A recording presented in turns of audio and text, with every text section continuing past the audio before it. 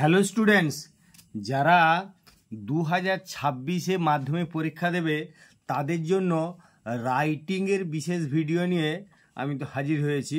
তো প্রথমেই বলবো, তোমরা 2025-এ নিশ্চয়ই ইংলিশের কোয়েশ্চেন অলরেডি দেখেছো।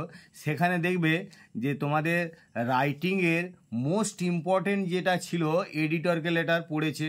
সেখানে ফায়ার ক্র্যাকার্স নিয়ে এডিটরকে লেটার, তার সঙ্গে পড়েছে তোমাদের একটা প্যারাগ্রাফ পড়েছে দি অ্যাডভান্টেজেস অফ মর্নিং ওয়াক। কিন্তু যেটা সবচেয়ে তোমাদের কাছে একটু বিস্ময়ের ব্যাপার বা যেটা অপ্রত্যাশিতভাবে হয়েছে, যে নিউজ পেপার রিপোর্ট, এটা কিন্তু 2024-এও পড়েছিল, 2025-এও পড়েছে। তো সাধারণত এই ধরনের কোনো রাইটিং রিপিটেশন হয় না, তবে এবারে ব্যতিক্রম হিসাবে হয়েছে। তো তোমরা রিপিটেশন হবে না ধরেই এবারে 2026-এর জন্য মোস্ট ইম্পর্ট্যান্ট হিসাবে ধরো story writing, news paper writing, story writing, notice writing, তার সঙ্গে ফ্লো চার্ট বা যেটা ডেসক্রাইবিং এ প্রসেস, সেটা অতি অবশ্যই প্রিপারেশান নেবে। তার সঙ্গে আমরা প্রাইভেট লেটার করতে পারি, আর প্রাইভেট লেটারের পাশাপাশি বায়োগ্রাফিও করতে পারি। তো যাই হোক, আজকে তোমাদের আমি স্টোরি রাইটিং নিয়ে মেনলি আলোচনা করব। তো প্রথমেই বলি, স্টোরি রাইটিং কিন্তু মোটেই তোমাদের ভয় খাওয়ার কিছু নয়, খুবই ইজি প্রসেস। আর আরেকটাই বলি যে তোমাদের তো তোমরা সবাই জানো, যে অলরেডি জেনে গেছো যে 3টে রাইটিং পড়বে 10 নম্বর করে, 30 নম্বর। তো তার মধ্যে প্রত্যেকটা রাইটিংয়ে সাধারণত পয়েন্ট কিছু দেয়া থাকে, হিন্টস দেয়া থাকে, সেই হিন্টসের বেসিসে তোমাদেরকে লিখতে হবে। তো যাই হোক, আমি প্রথমে স্টোরি রাইটিং নিয়ে এখানে আলোচনা করি। আজকে মেনলি স্টোরি রাইটিং নিয়ে আলোচনা করব, এবং স্টোরি রাইটিংয়ের যেগুলো মোস্ট ইম্পর্ট্যান্ট সেগুলো সেরকম কিছু স্টোরি নিয়ে আলোচনা করব। তো স্টোরি রাইটিং করতে গেলে দেখবে প্রথমেই তোমাদের প্রশ্নেতে কি দেয়া থাকে না, একটা অবশ্যই টাইটেল লিখতে হবে। ওখানে পয়েন্টগুলো যে দেওয়া থাকে সেই বেসিসে একটা টাইটেল লিখতে হবে, এবং টাইটেলের পরে মোরাল তোমাদের কিন্তু বলা থাকে না, কিন্তু যেগুলো ফ্যাবেল বা নীতিমূলক গল্প সেগুলো কিন্তু মোরালটা দেওয়া দরকার, বা মোরালটা দিলে অবশ্যই একটা স্টোরি রাইটিংটার মানে পূর্ণতা হবে, বা অ্যাকচুয়ালি ফর্ম্যাল কমপ্লিশনটা হয়। তো যদিও মোরাল বাধ্যতামূলক নয়, কিন্তু টাইটেল মাস্ট দিতেই হবে। তো টাইটেল লিখতে গেলে আমি এইখানে ধরো এই যে টাইটেল বলে কথাটা রয়েছে, এরকম টাইটেল বলে লিখবে। এখানে আমি সিরিয়ালি 6, 7, 8, 9 করে দিয়েছিলাম। তো যাই হোক, এটার কিছু তোমাদের ভিডিওর সঙ্গে সম্পর্ক নাই। তো এখানে পয়েন্টগুলো আমি তোমাদের দিতে পারলাম না, কিন্তু এখানে একটা জিনিস মাথায় রাখবে, এগুলো খুবই ইম্পর্টেন্ট এবং কমন স্টোরি। এগুলো প্রায় সবাই জানো, যে হারমিট অ্যান্ড দি মাউস, অর্থাৎ এখানে সেই তপস্বী এবং ইঁদুরের যে গল্পটা, সেই গল্পটা নিয়ে লেখা হয়েছে। তো এটা খুবই কমন স্টোরি। আর বারবার বলছি, এরকমভাবে টাইটেল বলে কোলন দিয়ে লিখবে, দিয়ে এরপরে ওই টাইটেল করার প্রসেসটা বলি, যে পয়েন্টগুলো বেসিস করে যে ক্যারেক্টারগুলো থাকবে সেই ক্যারেক্টারগুলোর নাম দিয়ে এইভাবে টাইটেলটা করতে পারো। আর হেডিংয়ের সিস্টেম হচ্ছে, প্রথমের অক্ষরটা ক্যাপিটাল লেটার অবশ্যই হবে, তাতে আর্টিকেল প্রিপোজিশন কনজাংশন যাই হোক, কিন্তু মাঝখানে আর্টিকেল প্রিপোজিশন কনজাংশন থাকলে সেগুলো কিন্তু স্মল লেটারেই করতে হয়। আর অবশ্যই টাইটেলের শেষে কোনো ফুল স্টপ পড়বে না, এটা কিন্তু বারবার খেয়াল রাখবে। যে কোনো রাইটিংয়ের হেডিংয়ে বা টাইটেলে অবশ্যই কিন্তু লাস্টে ফুল স্টপ পড়বে না। আর এই হেডিংটা একটু আন্ডারলাইন করলে হয়তো তোমাদের দেখতে ভালো লাগবে, বা তোমরা যতটা খাতাটা পরিষ্কার পরিচ্ছন্ন করে গুছিয়ে অ্যাট্রাকটিভ করতে পারবে, ততই কিন্তু এক্সামিনারকে খুশি করতে পারবে, বা তার কাছে নম্বরটা আরও ভালো পাওয়ার সম্ভাবনা বেশি। তো যাই হোক, দেখো এখানে টাইটেল করলে the hermit and the mouse. এবারে টাইটেলগুলো সাধারণত টাইটেল করার পরে বডিটা এইভাবে শুরু করতে পারো, যে once upon a time there lived a hermit in a certain woods, one day he saw a feeble mouse in his cottage. যেরকম পয়েন্ট থাকবে, বারবার বলছি, সেই পয়েন্টগুলোকে তুমি কাভার করবে। তুমি যেটা প্র্যাকটিস করেছো সেটা তো অবশ্যই মাথায় থাকবে, কিন্তু তোমাকে যে পয়েন্টগুলো দেওয়া থাকবে সেই পয়েন্টগুলো কাভার করে বাকি তুমি এক্সট্রা কিন্তু পয়েন্ট দিতে পারো, কিন্তু সেই পয়েন্টগুলো একটাও লেফট আউট করা চলবে না, কারণ সেই পয়েন্টগুলো বেশিসেই তোমার নম্বরটা থাকে। সেই পয়েন্টগুলোর উপরে অন্তত একটা সেন্টেন্স মিনিমাম লিখতেই হবে প্রত্যেকটা পয়েন্টের উপরে। তারপর দেখো, যে he took pity on it, he fed it regularly, and thus the mouse became strong and healthy. One day a cat ran after the mouse. আমি বারবার বলছি এখানে কিন্তু খুব মানে ইজি করে লেখা রয়েছে, ইজি ল্যাঙ্গুয়েজে, ইজি অ্যান্ড লুসিড ল্যাঙ্গুয়েজে, যাতে করে তোমাদের বুঝতে সুবিধা হয় এবং তোমরা এগুলো একবার দুবার পড়ে নিলেই কিন্তু তোমরা অলরেডি স্টোরিটা তো অবশ্যই জানো, এগুলো খুবই কমন স্টোরি এবং দীর্ঘদিন ধরে এই স্টোরিগুলো মানে ফোক টেলের মতো লোকের মুখে মুখে চলে আসছে। তো সেই জন্য এই স্টোরিগুলো সবাই জানো, কিন্তু শুধুমাত্র আমি যেটা এখানে তোমাদের করতে চেয়েছি একটু ইজি ভাষাতে মানে ইজি ল্যাঙ্গুয়েজে কী করে তোমরা স্টোরিটা লিখতে পারো সেরকমভাবেই করে দেওয়া আছে। দেখো যে the mouse ran into the hermit's lap in fear, the hermit transformed it into a cat, now the cat became very afraid of dogs, it told the hermit to make itself a dog, the hermit transformed it into a dog. After some days, the dog was again attacked by a tiger. The dog rushed to the hermit. The hermit again transformed it into a tiger. It began to move freely, but he thought দিয়ে এগুলো direct quotation use করা মানে এটা কিন্তু একটা special credit, অবশ্যই কিন্তু স্টোরির মধ্যে ডাইরেক্ট কোটেশন ইউজ করার চেষ্টা করবে। People know that I was once a mouse. I am not a born tiger. It's a disgrace to me. তারপরে ডাইরেক্ট কোটেশনটা শেষ করলে the tiger became very angry with his creator. He attempted to kill the hermit. The hermit transformed it finally into a mouse as it was in the beginning. Moral নীতিকথা, originality has no disgrace. যাই হোক, এইরকমভাবে এই মোরালটা দেয়া কিন্তু বাধ্যতামূলক নয়, তোমরা moral দিতেও পারো নাও পারো, কিন্তু ফ্যাবেল বা নীতিমূলক গল্পের ক্ষেত্রে মোরাল দেয়া, এগুলো তো ফ্যাবেল, নীতিমূলক গল্পের ক্ষেত্রে মোরাল দেওয়াটা দরকার।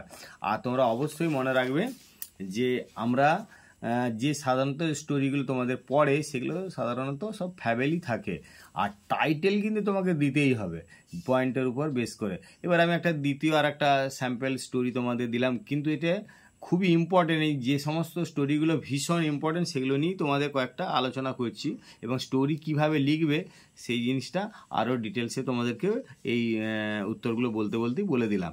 যে দেখো পয়েন্টের উপরে লিখবে সেরকমভাবে একই title, the boys and the frogs. Title করার প্রসেসটা একটু বারবার বলছি দেখে নাও, যে যাদের উপর ভিত্তি করে এই গল্পটা মানে যে সমস্ত ক্যারেক্টারের উপর বেস করে তাদের নামগুলোই বা সেই নামগুলোই এরকমভাবে দেবে। এটা কিন্তু খুব ইজি প্রসেস এবং সহজে সবাই করতে পারবে, আর পয়েন্টগুলোর উপর বেস করে একটা করে সেন্টেন্স লিখে দিলেই কিন্তু তোমাদের 90% প্লাস নম্বর পাবেই। তো দেখো এখানে the boys and the frogs এরকম টাইটেল বলে লিখে এটা করলে, আর ওই ছেলে এবং এই ছেলেরা বা ব্যাঙেদের যে গল্পটা তোমরা সবাই জানো প্রায়, যে এখানে দেখো সেইভাবে খুব সহজভাবে লেখা আছে যে once upon a time there lived some frogs in a certain pond, they lived very happily, but one day some boys came to the pond, they were very naughty, they saw the heads of some frogs on the surface of the pond water. They wanted to enjoy the scene. They picked up some pieces of stones and threw them at the heads of the frogs in the pond. এখানে যেরকম point ছিল মানে প্রশ্নটা সেই অনুযায়ী এটা করা। তো তোমরাকে আমি বারবার বলছি পয়েন্ট যেমন থাকবে সেই পয়েন্টগুলোকে অবশ্যই কাভার করবে, তারপরে তুমি কিন্তু নিজে এক্সট্রা পয়েন্ট দিতে পারো। As a result, some frogs died instantly and some were severely injured. An old frog gathered courage and cried. দিয়ে দেখো এইখানে কমা দিয়ে কোটেশন মার্কটা আরম্ভ করে বারবার বলছি একটু ডাইরেক্ট কোটেশন ইউজ করার চেষ্টা করবে, স্টোরিতে স্পেশাল ক্রেডিট পাবে। Why are you throwing stones at us? Please stop your cruel activities and save us. The wanton boys replied, but we are playing, it's a great enjoyment to us। আর যতটা সম্ভব short form use করবে, বারবার বলছি short form use করবে, আর স্টোরির মধ্যে অবশ্যই ডাইরেক্ট কোটেশন ইউজ করবে, অর্থাৎ যেটা বলে আমরা ডাইরেক্ট ন্যারেশন ইউজ করবে। It's a great enjoyment to us, the old frog said to them again, your play is our death, have a pity with us, please live and let live. The boys realized their mistakes and left the place repentantly. মানে অনুতপ্ত হয়ে চলে গেল, জায়গা ছেড়ে চলে গেল। এবার দেখো মোরাল, এই সমস্ত স্টোরির অবশ্যই মোরাল হয়, কিন্তু বলা না থাকলেও তোমরা দেওয়ার চেষ্টা করবে, দিতে না পারলে ঠিক আছে, কিন্তু দেওয়ার চেষ্টা করবে। দেখো, one man's play is another man's death, এরকমভাবে তোমরা মোরাল বা টাইটেল বিভিন্ন জনের বিভিন্ন হতে পারে, অন্তত স্টোরিটা বুঝে যেরকম মোরালটা হওয়া উচিত বা নীতিমূলক গল্পের ক্ষেত্রে যেরকম নীতিমূলক শিক্ষাটা দেওয়া উচিত সেই রকমভাবেই একটা রিলেটেড তোমরা মোরাল লিখবে। এরপর দেখো আমি আবার একটা কমন স্টোরি নিয়ে বলছি, দি উলফ অ্যান্ড দি শেফার্ড, তোমরা জানো এই গল্পটা, তো সেরকম একটা কমন স্টোরি আবার একটু দেখো, তোমাদের এখানে ড্রাফটটা করে দিয়েছি। Once upon a time there lived a wolf in a certain forest. One day he became very hungry. He searched for food here and there. Suddenly he saw a flock of sheep grazing nearby, being too well guarded. The wolf chalked out a plan. He put on sheep's skin and mingled with the flock. The shepherd understood nothing, but one day he saw that all the sheep were bleating except the wolf disguised as sheep. The wolf tried hard to bleat, but in vain. He only howled. The shepherd easily detected him. The wolf tried to run away from the flock, but the shepherd caught hold of him and killed in no time. The shepherd, as well as the flock of sheep, heaved a sigh of relief. এবার এই ক্ষেত্রে মোরালটা দেখো যে falsehood does not remain hushed up for long, অর্থাৎ মিথ্যা দীর্ঘক্ষণ চাপা থাকে না। তো এরকমভাবে তোমরা সাজুজ্য রেখে বা রিলেটেড বিভিন্ন মোরাল করার চেষ্টা করবে। আর একটা স্টোরি নিয়ে আবার বলছি, দেখো দি থ্রি পেন্টার্স, এই গল্পটা সকলেরই জানা, খুবই পরিচিত গল্প। ওয়ান্স দেয়ার ওয়াজ এ, এরকমভাবে টাইটেলটা করবে, মানে টাইটেল আমি বারবার বলছি, ওই পয়েন্টগুলো পড়ে তোমরা ক্যারেক্টারগুলোর উপরে টাইটেল করবে। Once there was a competition for a real life painting in a town. Three renowned painters competed for the prize. One of them painted a rose. It was so beautiful that bees took it for a real rose and sat on it. The second artist painted a fruit. This painting was also remarkable.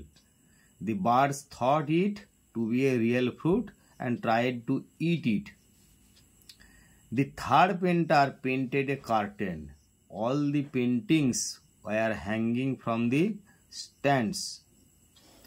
The organizer called the judge to select the best one. The judge stepped in and tried to remove the curtain painted by the third painter from his way to the stage. He realized his mistake. The third painter was chosen as the best and he got the first prize. তো এইভাবে তোমরা যে পয়েন্টগুলো থাকবে পয়েন্টের উপর base করে তোমরা স্টোরিটা লেখার চেষ্টা করবে।